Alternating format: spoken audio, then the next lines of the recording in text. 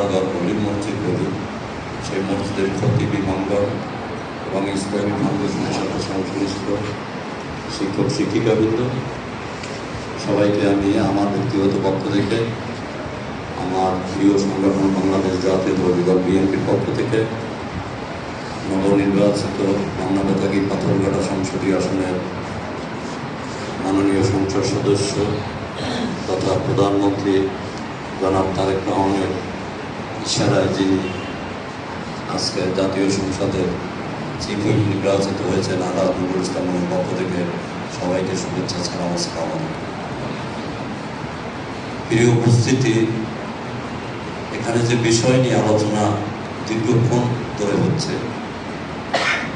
এবং আমার পরে বোধহয় আজকের এই অনুষ্ঠানের প্রধান অতিথির বক্তব্য, তারপরে আজকের অনুষ্ঠান শেষ। আপনারা ধৈর্য হবেন না, 12টা বাজতে এখনো 20 মিনিট বাকি। আমাদের নামাজ বাংলায় জোহরের নামাজ 1টা, আপনারা বাড়িতে যেতে পারবেন। আর রমজানে তো খাওয়ার কোনো চিন্তা নেই। তাই আমি বলবো, এই বিষয়টা যে বিষয় নিয়ে আমরা এখানে আলোচনা করতেছি, এই বিষয়টার মূল্যে কিন্তু সারা পাবনা উপজেলার যারা খতিব মহোদয়রা, ইমামরা এসেছেন, আপনাদের মাধ্যমে এইটা একমাত্র জায়গা, আপনাদের মাধ্যমে যেটা সাধারণ মানুষের, সাধারণ মুসল্লিদের দ্বার গোড়ায় পৌঁছে যে জাকাতের বিষয়। জাকাতের বিষয় নিয়ে আমরা সবাই আলোচনা করি। আমাদের আলোচনাটা কিন্তু এই হলগুলোর মধ্যে সীমাবদ্ধ থাকে।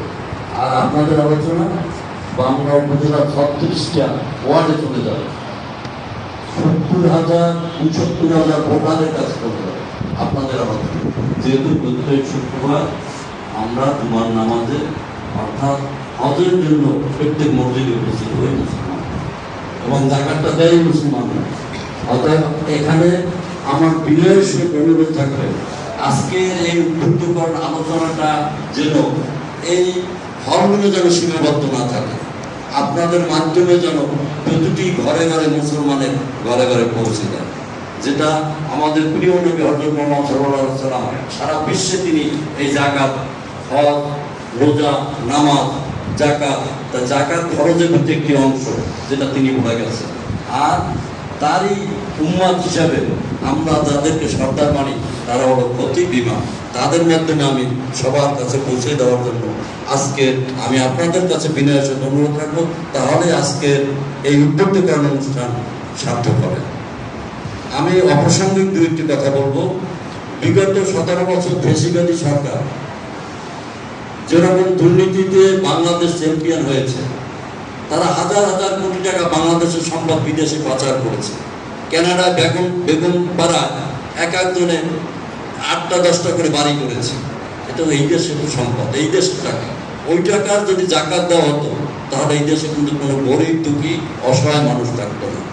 কিন্তু সেই সময়কালে এই ইসলামী ফাউন্ডেশন বাংলা উপজেলা শাখায় যারা সম্পৃক্ত ছিলেন, হয়তোবা এই ইসলামী ফাউন্ডেশনের মূল সভাপতিত্ব নিয়ম অনুযায়ী উপজেলা নির্বাহী অফিসার মহোদয় থাকে, কিন্তু তার এতগুলো দপ্তর দেখার মতো তার অতটা সময় হয় না। মূল্য দেখা হলো ফিল্ড সুপারভাইজার। ফিল্ড সুপারভাইজারকে আমি বলবো যে আপনি দয়া করে বিগত 17 বছর যারা আপনাদের ইসলামী ফাউন্ডেশনের মাধ্যমে সুযোগ সুবিধা নিয়েছে, এটা আগামী দিনে যাচাই বাছাই করব। যারা অবঞ্চিত, যারা এর থেকে সুযোগ সুবিধা নিতে পারেননি, তাদের দিক লক্ষ্য রাখার জন্য আমি সুপারভাইজারকে এবং উপজেলা নির্বাহী অফিসার মহোদয়কে আমি বিনয়ের সহিত অনুরোধ রাখব। বিষয়টা কি অপ্রাসঙ্গিক বললাম না যুক্তি বললাম? এই ব্যাপারটা আমি এখানে অনেক আলেম ওলামা এসেছেন, অনেক ইমাম মহোদয় এসেছেন, আমি বেশিরভাগ কি চিনি, এখানে অর্ধেকের বেশি। এখানে 70 জন এসেছেন খাদেম ও ইমাম এবং 21 জন এসেছেন মহিলা শিক্ষিকা। আমি বুঝেছি এখানে বসে বসে। এদের ভিতরে যারা বিগত 15-17 বছর যারা সুযোগ সুবিধা আপনার ইসলামী ফাউন্ডেশন থেকে পেয়েছেন, আপনি সেই বিষয়টা যাচাই বাছাই পূর্বক আপনি উপজেলা নির্বাহী মহোদয়কে আপনি অবহিত করবেন। এটা নবাগত সুপারভাইজারের প্রতি আমি আমার দলের পক্ষ থেকে, আমাদের মাননীয় চিফ হুইপের পক্ষ থেকে আপনাকে বিনয়ের সাথে অনুরোধ রাখবো।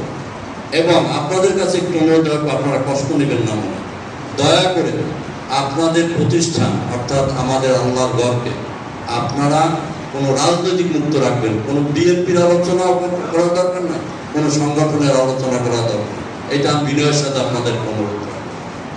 আল্লাহর ঘর মুক্তই থাকবে, ওখানে কোনো রাজনৈতিক আলোচনা যেন না হয়, এটা আপনাদের কাছে অনুরোধ রাখবো। বিগত দিনে এরকম খবর পাওয়া গেছে জামাতের নামে মসজিদে বসে রাজনৈতিক আলোচনা করা হয়, এটা যেন ভবিষ্যতে এরকম যেন অন্তরকে পান না হয়, এটা আমি বিনয়ের সহিত আপনাদের কাছে অনুরোধ রাখবো। আমি আরেকটি অনুরোধ রাখবো, যারা এখানে উপস্থিত হয়েছেন এবং যে সমস্ত মসজিদে বিভিন্ন কারণে বিগত দিনে ইমামদের প্রতি জুলুম করা হয়েছে, কমিটির মাধ্যমে হোক, রাজনৈতিক নেতৃত্বের মাধ্যমে হোক, ক্ষমতার অপব্যবহার করা হোক, আমি আজকের আমাদের এই উপজেলার সুযোগ্য অভিভাবক উপজেলা নির্বাহী অফিসার মহোদয়কে অনুরোধ রাখবো, সেই মসজিদগুলোর প্রতি আপনি খেয়াল রাখবেন এবং আপনি তদন্ত করে সেই যেসব মসজিদের ইমামগণের প্রতি সরিয়ে দেওয়া হয়েছে, কাউকে আবার অবৈধভাবে বসানো হয়েছে, সেগুলো আপনি তদন্ত করে সঠিক যিনি ইমাম তাকে যেন সেই তার অবস্থানে নিয়ে আসা হয়, সেজন্য আমি আপনার কাছে বিনয়ের অনুরোধ রাখবো। আমি আমার বক্তব্য বাড়াবো না।